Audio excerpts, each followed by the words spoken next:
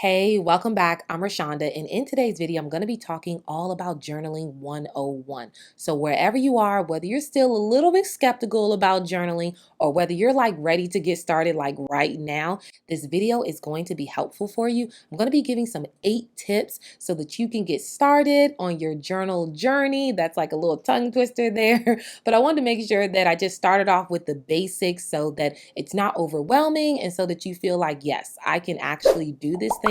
I'm going to be actually doing a journaling series, so there will be more journaling videos coming for you guys. So if you're really interested in journaling, don't forget to hit the subscribe button so that you don't miss a video. So before we even get into the tips for journaling, I want to just talk a little bit about why it's a buzzword, why people are always talking about journaling and like encouraging people to do it, and also honestly why I'm making the video is because journaling really does have some really cool benefits. It inspires creativity. It helps you also just organize your thoughts, and when you're organizing your thoughts, it can help you also like self-reflect and kind of just understand and take that deeper level of connection with your emotions and with your thoughts at that time. It also boosts your memory. It also allows you to set goals and achieve them. So there's a lot of really cool benefits to journaling. So if you're like wondering like why you're even probably watching this video, it's because of all these benefits and you want to see if it'll work for you. So now that we talked about the benefits and we've talked about what journaling is, let's get into these tips so you can get started. Am I right? Am I right? Tip number 1 is to understand why you want to journal. Now I'm gonna share a little story. Like when I was 15, that's when I really like got introduced to like a diary at the time. And I was watching Sister on TV. If you know, then you know. But she was kind of venting about her overall day, and you could kind of hear her inner thoughts playing over like as she's like scribbling like really hard or something.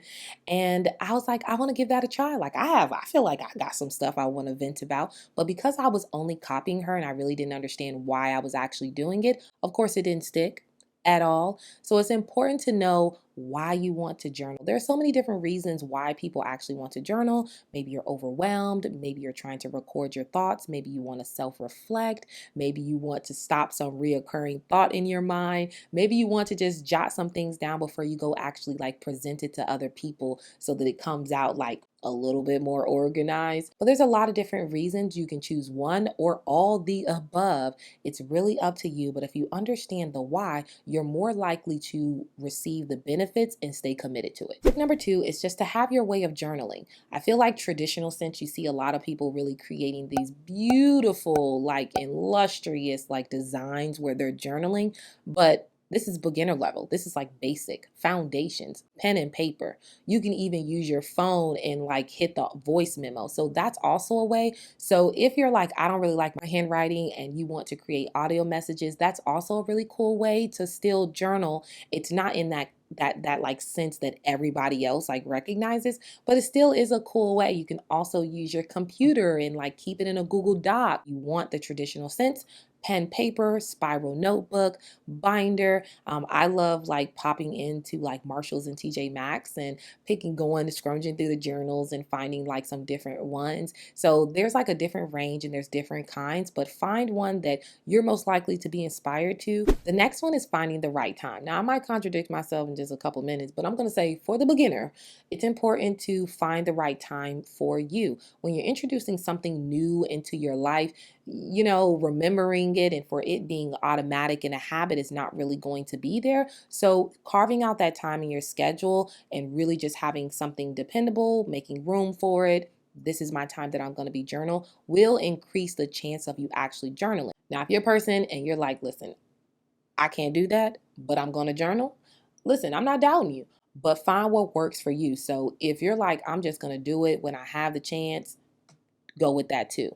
Again, this is beginner level, but most likely if you carve out that time and set that time aside, then you'll actually stay more committed to it. But hey, let me know down in the comments below, like if you're about to like embark on this journey of journaling, are you going to set time aside or are you just going to do it wherever you can? The next one is find prompts that you really actually love. I know that when I was starting out journaling, like just sitting down, looking at my paper, it's looking at me, I'm looking at it, and I'm like, I don't know what I'm going to say. So journal prompts were really, really key for me in the beginning because it helped me kind of focus on like if I wanted to talk about my mental health, my finances, my relationships, in my life. So those prompts can really be helpful. So you can find some that really speak to you and kind of give you that boost and that starting point. But then as you become like more like at a pro at it, and like it becomes more of a habit in your daily life, then most likely you won't need a prompt. But I'm gonna be honest, I still go to prompts every now and then. The next one is to find ways to keep it private. Of course, if I'm over here talking about somebody,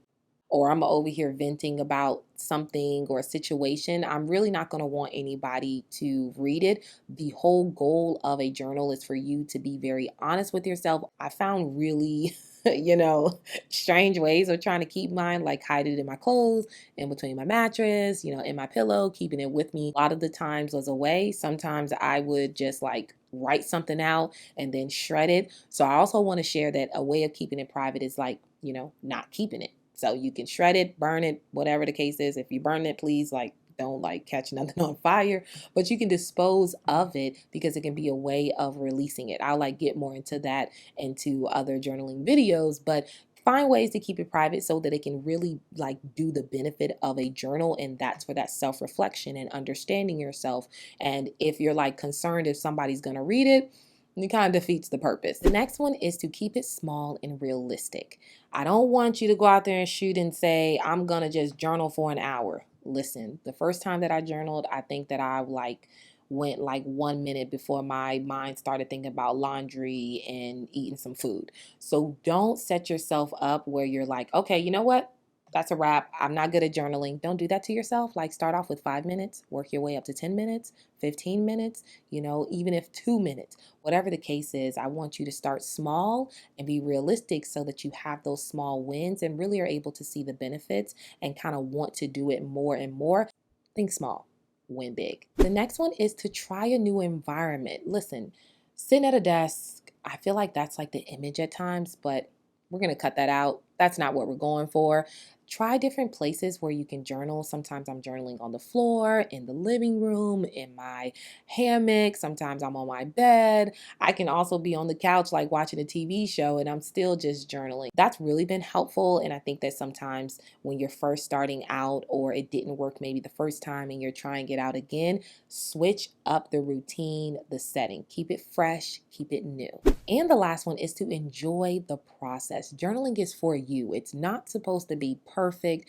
If your handwriting looks like scribble scrabble, it's okay. It is for you. It is your personal journey. So I want you to enjoy it, whether it's a high or a low or a form of expression. Enjoy it because it's for you. So I don't want you to really put these expectations that it has to be perfect, because that again will defeat the whole purpose and is putting extra pressure. And when you're journaling, it's all about taking that pressure off and all about you giving yourself the keys to your heart and opening up, unlocking your mind, unlocking your heart, unlocking your space so that you can discover hopefully something new about yourself, something new about the way that you feel, achieve a goal, track something, inspire yourself. That is really like the really cool thing about journaling, is that it's no one way to do it. So there you have it. That was 8 tips for all my people out there who are interested in journaling and just like are a beginner to it and wanted just the 101. As I shared, I'm going to be doing a journaling series, so definitely make sure you're subscribed so that you don't miss a video.